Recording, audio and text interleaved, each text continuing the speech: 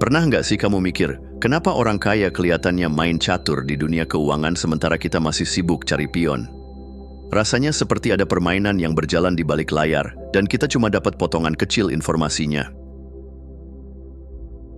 Tapi tenang, video ini bukan tentang menyalahkan sistem atau bikin kamu putus asa. Justru sebaliknya, ini adalah undangan untuk membuka mata, melihat pola, dan mulai bermain di papan yang sama.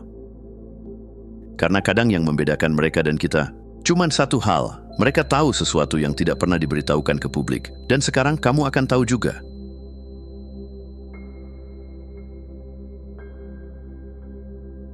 Kamu mungkin pikir sistem keuangan itu netral, kayak jalan tol, siapa cepat dia sampai. Tapi kenyataannya, sistem itu lebih mirip lampu merah yang sengaja diatur buat bikin kamu berhenti lama, sementara mobil sport orang kaya udah pakai jalur rahasia.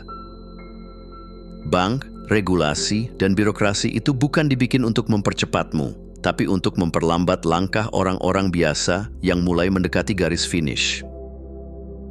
Orang kaya nggak ikut antre. Mereka udah tahu celahnya, udah siap duluan. Mereka punya akses cepat ke informasi, ke investasi, bahkan ke uang itu sendiri. Uang mereka bisa berpindah ke 3 negara dalam 5 menit, sementara kamu masih nunggu verifikasi email dari bank. Dan kuncinya, likuiditas dan jaringan. Mereka selalu punya dana yang siap pakai, bukan yang nyangkut di tabungan dengan bunga receh. Dan mereka punya orang-orang yang tahu pintu belakang, yang bisa ngabarin sebelum pintu itu ditutup. Jadi pelajaran pertamanya jelas, mainkan permainan sebelum sistem sempat nge-lag.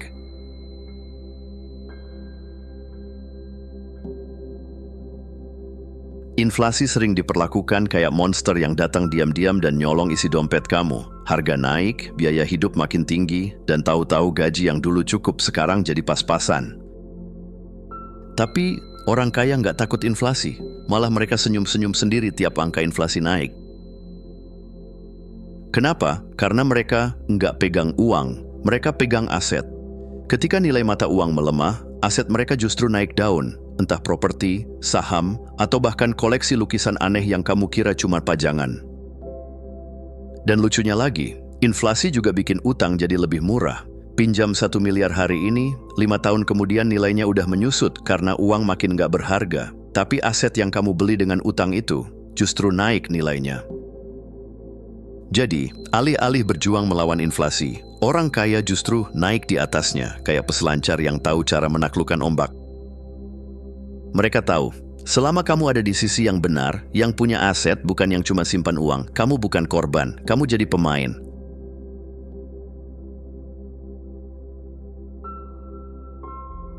Bayangin kamu punya segelas air jernih. Kalau dibiarkan diam di pojokan selama berminggu-minggu, apa yang terjadi? Lama-lama keruh, bau, bahkan mungkin jadi sarang nyamuk. Nah, uang juga begitu. Kalau cuma disimpan, dia membusuk pelan-pelan. Apalagi kalau disimpan di tempat yang katanya aman, seperti tabungan bank dengan bunga mini tapi dipotong biaya admin tiap bulan. Orang kaya ngerti satu hal penting. Uang itu tenaga kerja. Setiap rupiah yang mereka punya dikasih tugas. Entah jadi modal bisnis, beli aset produktif, atau diputar dalam investasi. Uang mereka bekerja lebih keras daripada mereka sendiri. Dan disinilah perbedaannya. Mereka bukan cuma kerja untuk uang, tapi bikin uang kerja buat mereka. Mereka juga nggak ngandelin tabungan sebagai pelampung. Yang mereka jaga ketat itu arus kas. Karena aliran uang yang terus bergerak itulah benteng pertahanan mereka. Uang masuk terus, dari berbagai arah. Nggak cuma satu sumber, apalagi satu gaji. Jadi kalau kamu masih mikir menyimpan uang adalah cara terbaik menjaga masa depan, coba ubah sudut pandangnya. Uang yang cuma duduk diam akan cepat mati, tapi uang yang disuruh kerja akan tumbuh dan ngajak temannya datang.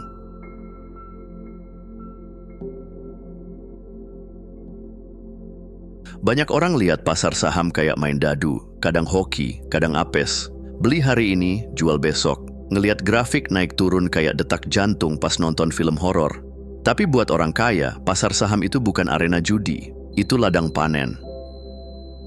Mereka nggak peduli harga saham hari ini naik atau turun segaris, karena mereka tahu apa yang mereka beli, yaitu sebagian kepemilikan bisnis nyata, bukan sekadar kode tiker. Mereka jadi bagian dari perusahaan yang mereka percaya bakal tumbuh dalam jangka panjang, dan selama bisnisnya sehat, mereka santai. Yang bikin rugi biasanya bukan pasar, tapi emosi. Panik waktu harga turun, euforia waktu naik. Orang kaya main dengan logika, bukan drama. Mereka sabar karena mereka tahu waktu itu teman terbaik mereka, bukan musuh. Nilai saham bisa naik ratusan %, tapi butuh kesabaran, bukan kejar-kejaran. Jadi kalau kamu mau masuk ke pasar saham, jangan pakai mental lotre. Ubah mindset jadi pemilik bisnis. Karena begitu kamu tahu apa yang kamu punya, pasar bukan lagi tempat berjudi, tapi tempat menumbuhkan kekayaan, satu musim panen ke musim berikutnya.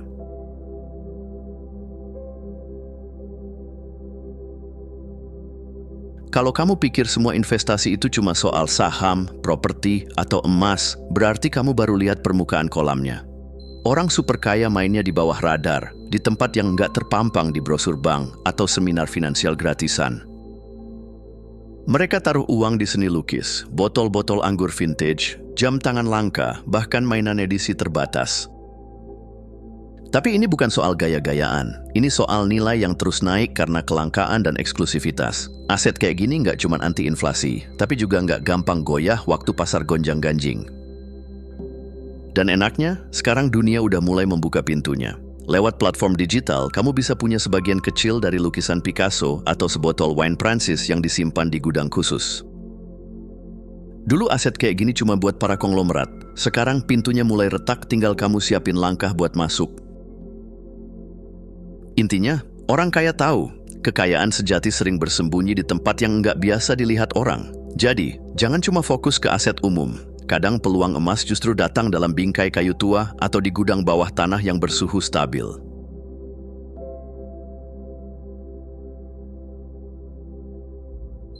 Banyak orang kerja keras buat beli rumah, lalu bangga jadi pemilik. Padahal sebetulnya mereka masih jadi penyewa bank. Setiap cicilan yang dibayar tiap bulan, itu bukan investasi. Itu pendapatan pasif untuk pihak yang kasih pinjaman. Orang kaya paham permainan ini. Mereka nggak cuma beli properti buat ditinggali, tapi buat diputar jadi mesin uang. Rumah disewakan, apartemen dipakai buat short stay, tanah dipakai jadi aset jangka panjang. Mereka ubah beban jadi penghasilan. Lebih cerdas lagi, mereka pakai uang bank buat beli properti, tapi hasil sewanya cukup buat bayar cicilan dan masih nyisa. Jadi mereka tetap pegang kendali atas aset, sambil dapat cash flow tanpa harus kerja ekstra. Sementara itu, nilai properti mereka pelan-pelan naik seiring waktu. Jadi kalau kamu masih lihat rumah hanya sebagai tujuan akhir, coba ubah cara pandangnya. Real estate bukan cuma tempat tidur nyenyak, tapi juga alat buat tidur nyenyak secara finansial.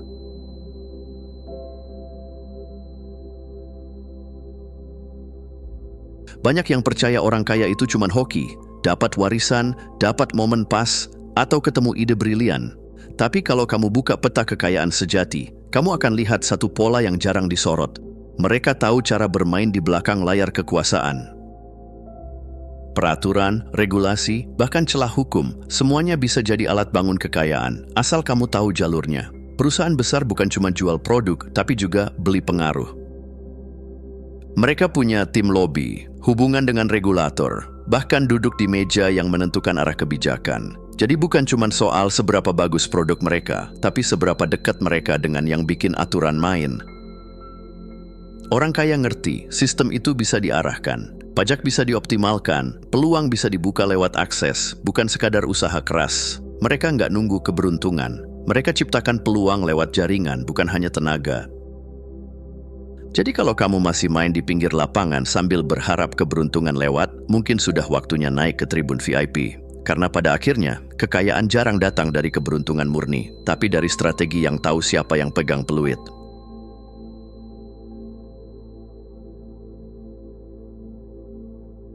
Dari kecil kita dicekoki ide kalau hidup ini soal rebutan. Rebutan ranking, rebutan kerja, rebutan rezeki. Akhirnya kita tumbuh dengan pola pikir kelangkaan, seolah semua yang baik itu terbatas, dan kalau orang lain punya, berarti jatah kita berkurang. Padahal, itu cuma ilusi. Orang kaya berpikir beda. Mereka nggak sibuk rebutan, mereka sibuk menciptakan. Mereka nggak fokus pada apa yang kurang, tapi pada apa yang bisa dibuat lebih. Mereka lihat peluang di tempat yang orang lain lihat tembok. Karena buat mereka, sumber daya itu bukan soal jumlah, tapi soal sudut pandang. Pengetahuan nggak pernah habis. Inovasi selalu bisa dibuat baru. Koneksi bisa dibangun terus. Yang membatasi bukan dunia luar, tapi cara pandang kita sendiri. Kelimpahan itu bukan sesuatu yang ditemukan, tapi disadari. Begitu kamu mulai lihat dunia sebagai tempat penuh potensi, bukan penuh saingan, kamu akan berhenti bertanya, bagaimana caranya mendapat bagian, dan mulai bertanya, apa yang bisa aku ciptakan hari ini?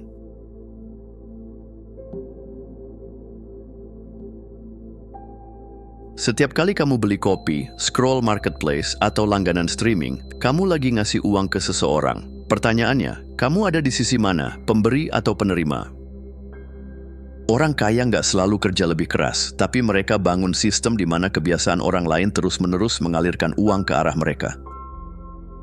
Mereka punya bisnis, produk, atau aset yang hidup dari rutinitas harian jutaan orang. Jadi, bahkan saat kamu santai nonton serial favorit, mereka tetap dapat untung dari iklan yang kamu tonton atau langganan yang kamu bayar. Ini bukan soal jadi pelit atau berhenti menikmati hidup, tapi soal bergeser posisi. Dari yang dulunya cuma konsumen jadi pencipta, dari yang cuma ngasih uang, jadi pemilik jalur uang itu mengalir. Kaya itu bukan soal seberapa banyak kamu hemat, tapi seberapa sering kamu bisa ada di posisi penerima saat uang berpindah tangan. Jadi mulai sekarang, setiap kali kamu gesek kartu atau check out keranjang kuning, coba tanya, hari ini aku kerja buat siapa?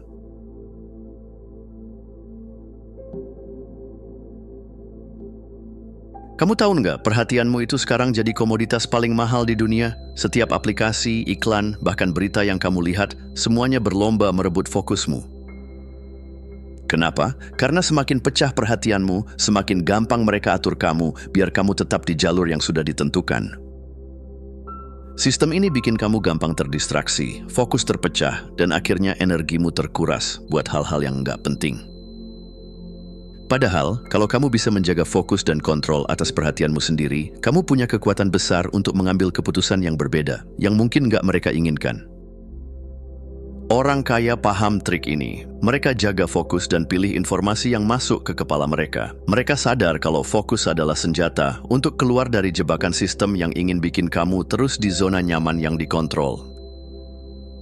Jadi, kalau kamu merasa hari-harimu sering terjebak dalam kehebohan tanpa arah jelas, coba tarik napas dan tanya pada diri sendiri, apakah aku yang mengendalikan fokusku, atau justru aku yang sedang dikendalikan? Karena jawaban itu bisa jadi pintu keluar dari permainan yang selama ini nggak kamu sadari.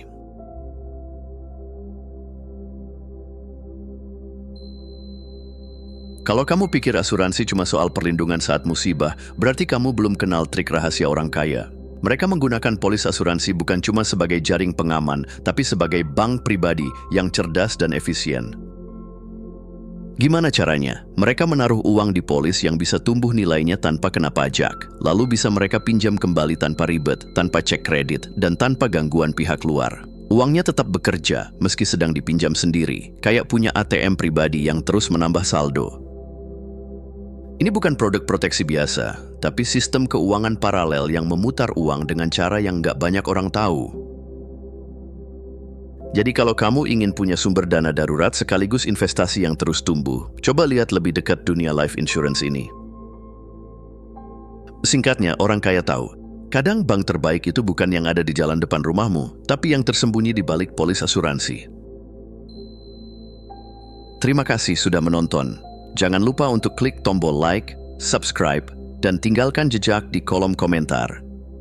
Kami sangat menghargai setiap dukungan dari kalian. Semoga hari-hari kalian menyenangkan dan sampai jumpa di video selanjutnya.